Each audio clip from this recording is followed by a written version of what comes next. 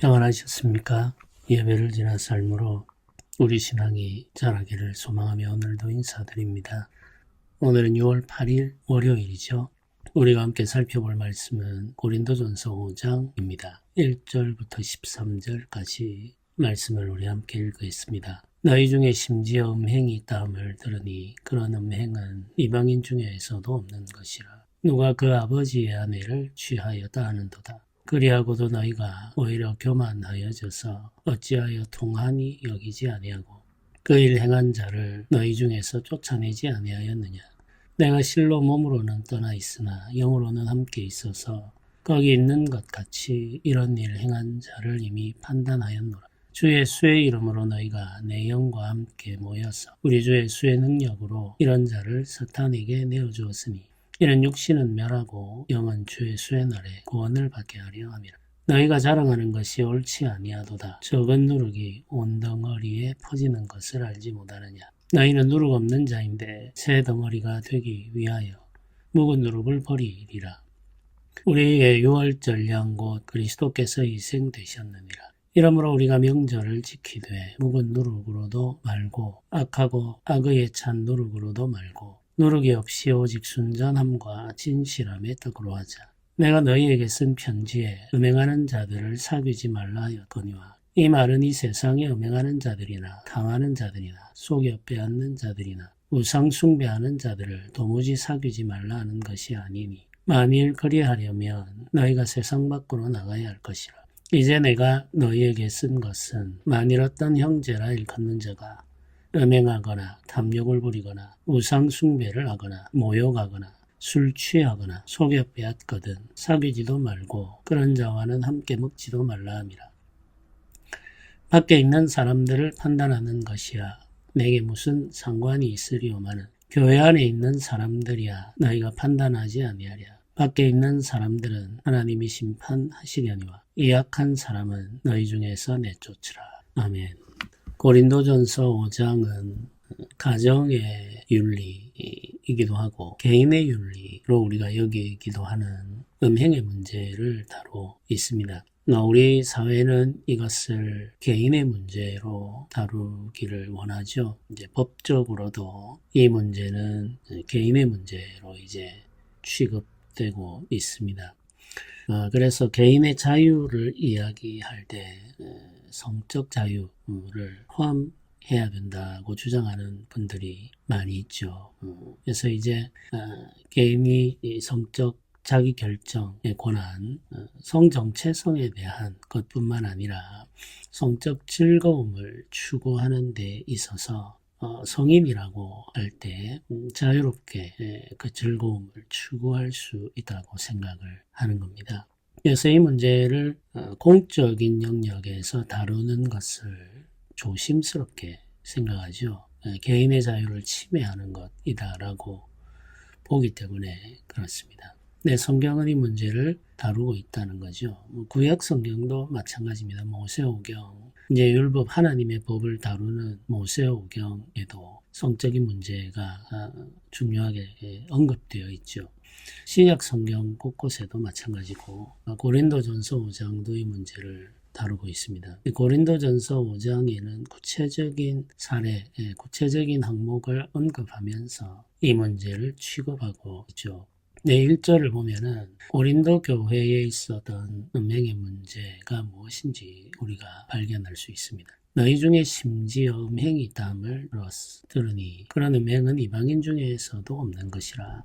누가 그 아버지의 아내를 취하였다 하는도다. 이렇게 기록합니다.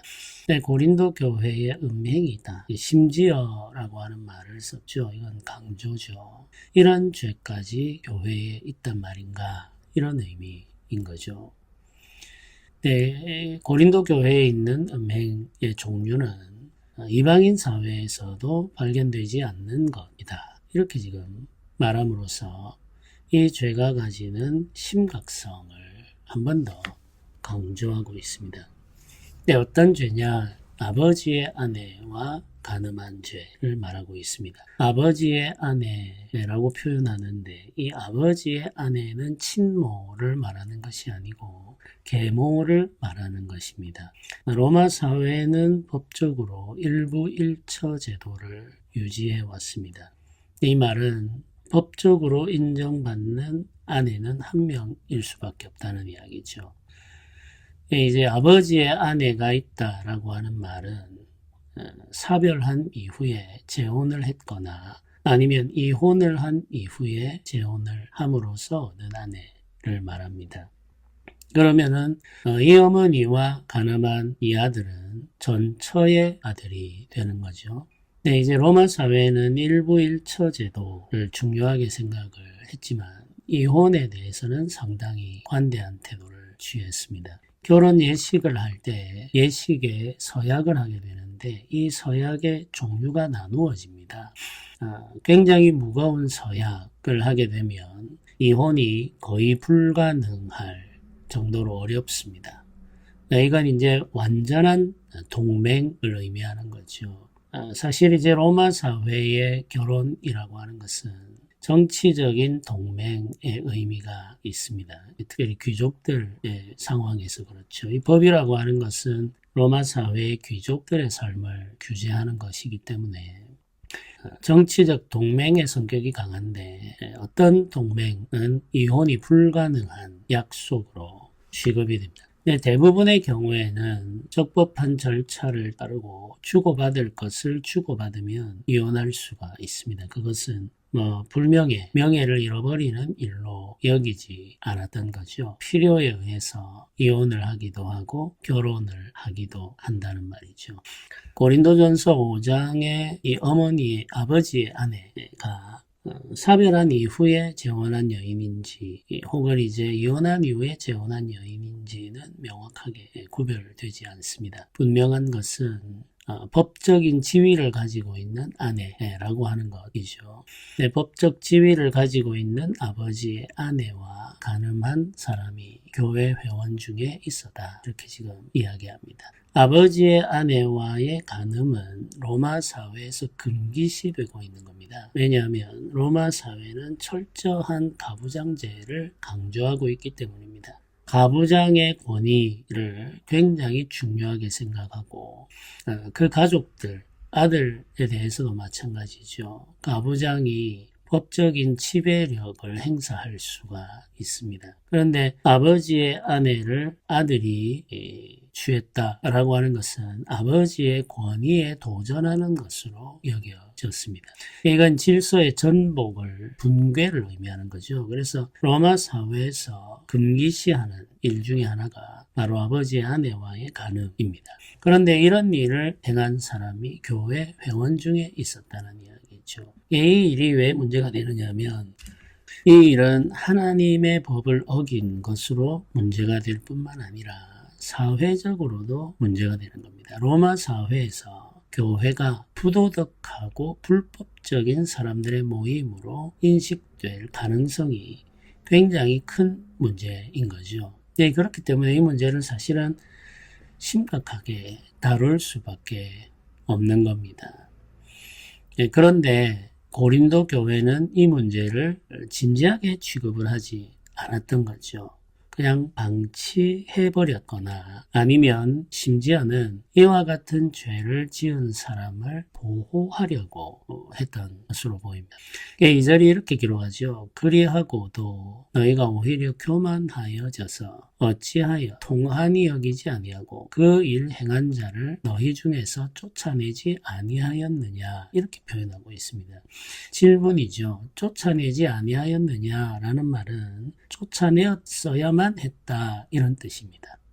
통한이 여기지 아니하고 라는 말은 슬퍼하지 아니하고 이런 말이죠. 그러니까 지금 교회 회원 중에 누군가가 이런 일을 했다는 것은 굉장히 슬퍼해야 할 일이고 슬픔 중에 이 사람을 반드시 교회 회중에서 쫓아내었어야 한다 이런 뜻이죠. 그런데 고린도 교회가 이들을 쫓아내지 않은 이유는 교만해졌기 때문이다. 이렇게 지금 평가하고 있는 겁니다. 왜 이 문제를 교만의 문제로 접근하느냐? 우리가 이걸 생각을 해야 되겠죠. 고린도 교회가 아버지의 아내와 가늠한 사람을 용납하게 된 것은 그들이 하나님의 법을 무시했기 때문이죠. 아버지의 아내와 간음하는 죄는 하나님께서 매우 심각하게 취급하는 죄입니다. 네, 하나님의 말씀을 우리가 알고 그 하나님의 법을 안다면 이런 사람을 용납할 수가 없는 거죠. 하나님의 법을 따라야 하기 때문에. 그런데 이들이 사람을 용납했다는 것은 하나님의 법을 무시했다는 이야기입니다. 네, 이들은 자신들이 가지고 있는 생각 혹은 기준을 더 중요하게 생각하고 더 가치 있게 생각했다는 이야기죠. 그뿐만 아니라 그 당시 로마 사회가 가지고 있는 일반적인 법의 수준에도 미치지를 못했습니다. 그 당시 로마 사회가 가지고 있는 법, 그 법보다도 자신들의 생각을 더 앞세웠다는 이야기죠. 이중적인 의미에 있어서의 교만이 되는 겁니다. 네, 우리가 하나님의 법보다 우리의 생각이 더 가치 있다고 생각하는 것. 이 사회의 법보다 우리의 생각이 더 가치 있다고 생각하는 것. 우리의 생각을 따라서 살아가면 된다고 주장하는 것. 이것이 바로 교만인 거죠. 이 고린도 교회 신자들이 교만하여 짐으로 말미암아 아버지의 아내와 간음한 사람을 용납하고 있었던 겁니다. 네, 이런 일은, 죄를 용납하는 일은 교만한 일이 된다는 사실을 우리가 이해할 필요가 있습니다. 하나님을 무시하는 처사죠. 하나님의 법을 무시하고 내 생각을 더 가치 있게 여기는 죄, 그것이 바로 교만이 되는 거죠. 사도 바울은 지금 고린도 교회와 분리되어 있죠. 다른 곳에서 지금 이 편지를 쓰고 있습니다. 네, 몸은 떠나 있으나 영은 그들과 함께 있는 것처럼 생각하고 그들의 문제를 이미 판단했다, 이렇게 말하면서 주의 수의 이름으로 어떻게 행해야 할 것을 알려줍니다. 4절이 이렇게 말하죠. 주 예수의 이름으로 너희가 내 영과 함께 모여서 우리 주 예수의 능력으로 이런 자를 사탄에게 내주었으니 이는 육신은 멸하고 영은 주 예수의 날에 구원을 받게 하려 함이라, 이렇게 기록하고 있습니다.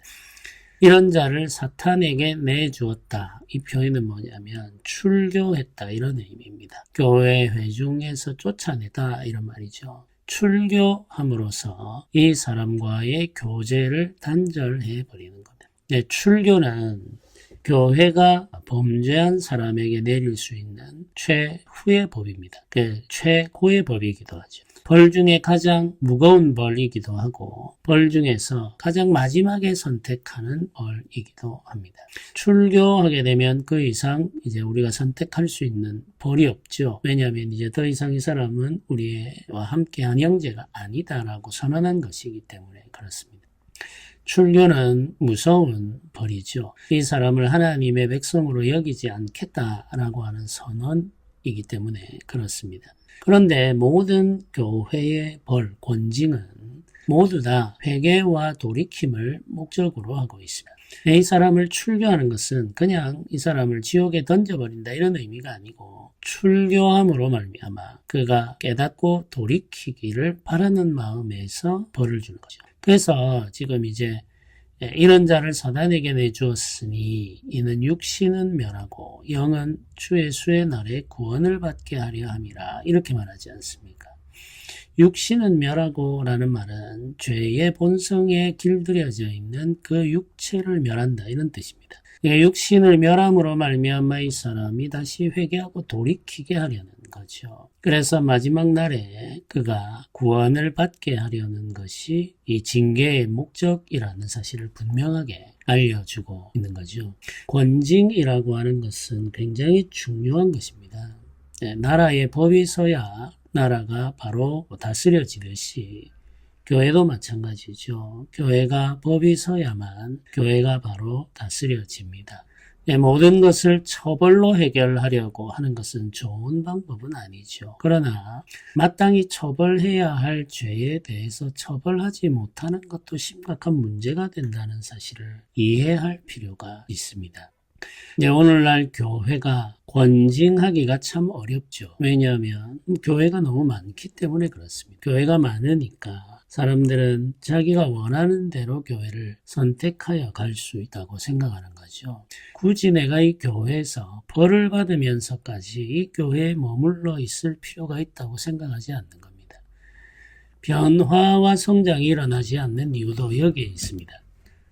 변화와 성장은 힘든 일이죠. 자기를 쳐서 복종시켜야 가능한 것이 변화와 성장인데 많은 사람들은 이 힘든 일을 하려고 하지 않습니다. 교회를 자신에게 맞추려고 하죠. 그게 가능하다고 생각하기 때문에 그렇습니다. 왜냐하면 교회들은 모두 다 교인의 수를 더 확보하기 위해 경쟁하고 있지 않습니까? 그러니까 내가 이 교회를 떠나겠다라고 말하면 그게 굉장히 큰 위협이 된다고 생각을 하는 거죠. 나에게 변화와 성장을 요구하지 마라. 그런 걸 요구하면 나는 교회를 떠나겠다. 그것 없이도 신앙생활 할 수 있는 교회들이 얼마든지 있는데 내가 왜 여기서 변화하고 성장해야 되느냐라고 생각하는 겁니다. 그래서 교회가 변화와 성장을 경험하지 못하는 거죠. 자기가 가지고 있는 습관을 그대로 유지하면서 신앙생활 하려고 하는 사람들이 교회를 계속해서 옮겨 다니게 되는 거죠. 굉장히 안타깝고 불행한 일입니다. 내 교회에서 권징이 사라지게 되면 교회의 순수성을 지킬 수가 없습니다. 성결함을 지킬 수가 없죠. 교회는 무질서해지고 부도덕해지는 겁니다. 그런 현상들이 우리 곳곳에 일어나고 있음을 우리가 보고 있지 않습니까?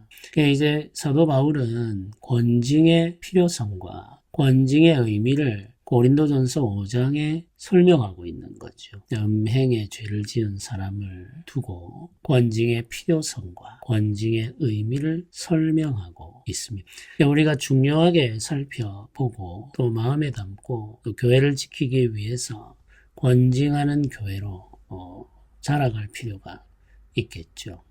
심지어는 6절을 보십시오. 너희가 자랑하는 것이 옳지 아니하도다 이렇게 표현하고 있습니다. 2절에는 교만하여져서 이렇게 말했는데 6절에는 자랑하는 것이 옳지 않다 이렇게 말합니다. 이게 무슨 말입니까? 이들이 지금 음행한 자, 아버지의 아내를 취한 자를 용납하면서 그 상태를 자랑하고 있다는 뜻이죠. 근데 이게 자랑할 일인가 우리가 질문하지 않을 수 없는데 이런 것들을 행하면서 이런 일들을 행하면서 자랑하는 사람들이 있습니다. 어쩌면 이들은 자신들의 관용을 자랑할 수 있겠죠. 그리고 그들이 누리고 있는 자유를 자랑할 수도 있습니다. 이 사람을 용납한 것이 사랑이 많은 행위라고 자랑할 수도 있는 거죠. 그리고 이럼에도 불구하고 이런 사람을 우리가 관용하고 용납하고 사랑하면서도 우리가 하나님의 백성으로서 온전한 교회를 이루어갈 수 있다고 자랑하고 있을 수도 있습니다.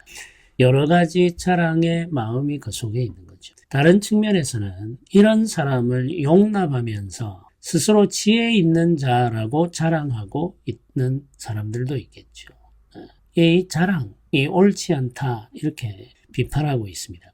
적은 누룩이 온덩이에 퍼지는 것을 알지 못하느냐라고 말하면서 꾸짖듯 경고하고 있는 거죠. 누룩은 부풀리는 성격을 가지고 있죠. 이 본질의 변화를 의미하는 겁니다. 누룩이 있으면 덩이가 부풀어 오릅니다. 본질의 변화가 일어나죠. 예수님도 계속해서 이 누룩을 비유로 해서 경계하는 말씀을 하셨죠. 누룩을 조심하라 이렇게 말하죠. 주의하라 이렇게 말합니다. 누룩을 주의하라는 말은 본질이 변화되는 것, 본질이 훼손되어 변질되는 것을 주의하라 이런 말이죠. 죄는 누룩과 같은 성격을 가지고 있습니다. 무슨 말이냐면 누룩은 적은 가루만 가지고도 큰 덩이를 부풀어 오르게 한다는 거죠. 변질시킨다는 겁니다. 본질을. 죄도 마찬가지라는 거죠. 죄와 악한 습관들은 작은 것이라 할지라도 온 교회에 퍼지는 성격이 있습니다.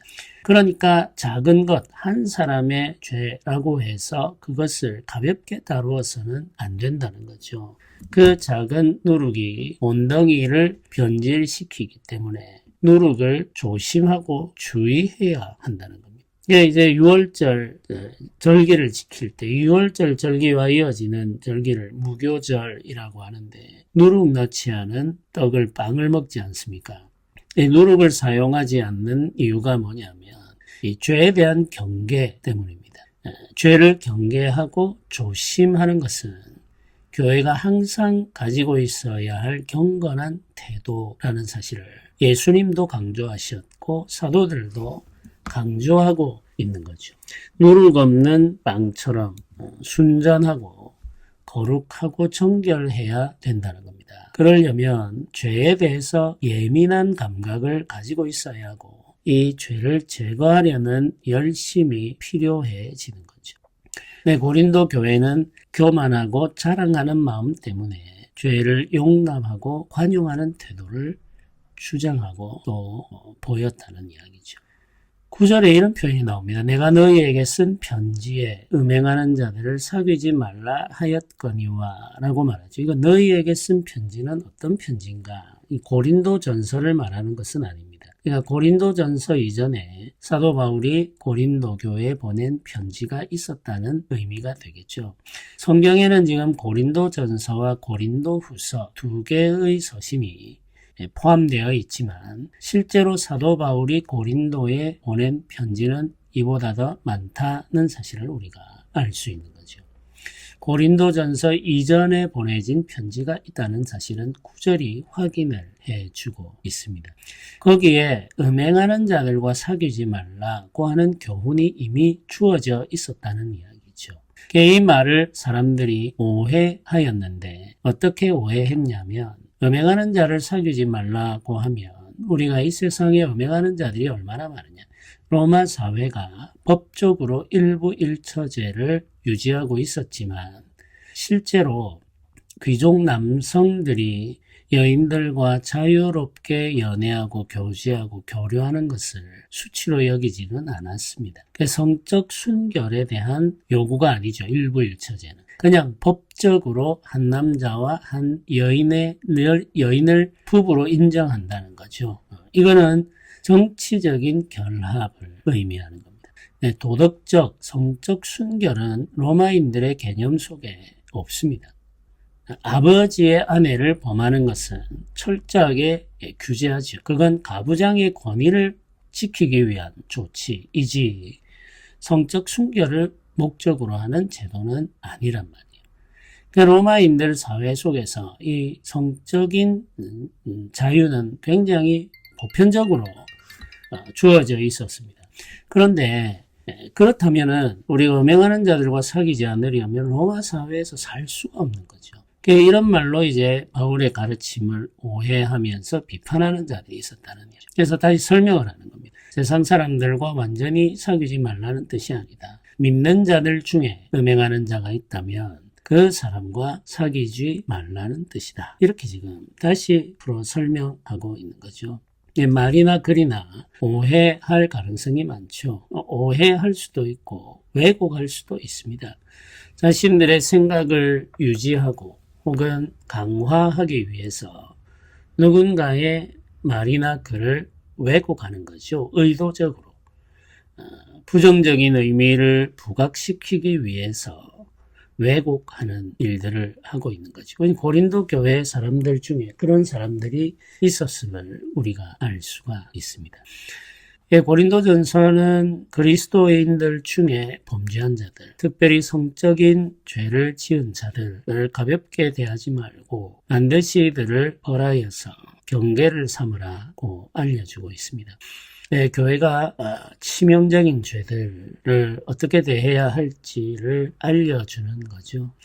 진지하게 이 말씀들을 살펴보고 우리가 어떻게 행해야 할지를 알아야 됩니다. 죄를 가볍게 생각하고 쉽게 용납하는 것은 교회를 지키는 합당한 태도가 아님을 알아야 되겠죠. 그래서 주의 교회를 거룩하고 순결하게 지켜가는 미래 하나의 마음이 되고 하나의 뜻이 되기를 바라면서 오늘도 기도합시다. 함께 기도드리겠습니다. 은혜로우신 하나님 아버지 감사합니다. 주께서 우리에게 주시는 은혜가 있어 오늘까지 이르렀습니다. 주의 교회를 순결하게 지켜주시고 주 안에서 복이 있게 하여 주옵소서. 감사드립니다. 예수님의 이름으로 기도드립니다. 아멘.